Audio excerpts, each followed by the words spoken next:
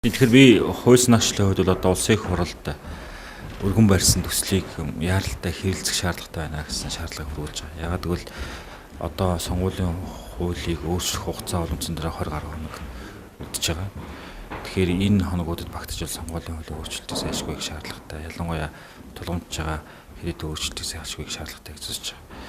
Тийм учраас улсын их хурлд судалтай нам өвслүүд за ажлын хэсэг бол шуурхай ажиллаж сонгуулийн хуулийг дараагийн 7 хоногт бол байнгын оруулан чуулганд оруулж ирэх зүйтэй гэсэн байр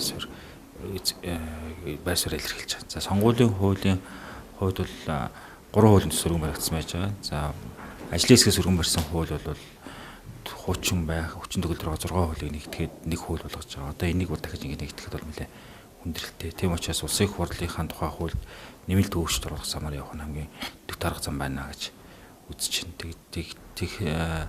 Тэгсэн тохиолдолд улс төрийн намын зөвшөлтсөд яг тодорхой асуудлууд дээр л хамгийн тулгамж байгаа нь юу юм бэ гэдгийг ярилцаад зөвшөлт зүрх юм бол энэ хууль явна.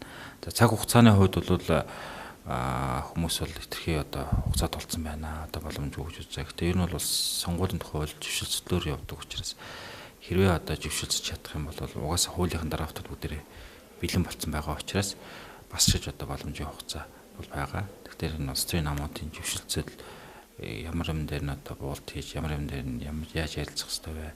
Тэгээд хүн улсын их хурлд судлаа намууч гадна талд байгаа судгүй намуудын санаа бодлоо тусгаж чинь хууль гардаг гэж байна.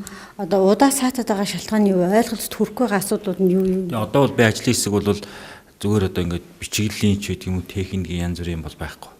Зөвхөн улс төрийн одоо ажлын хэсэг улс төрийн намуудын идэвхтэй оролцоо зөвшөлтсөлж байна.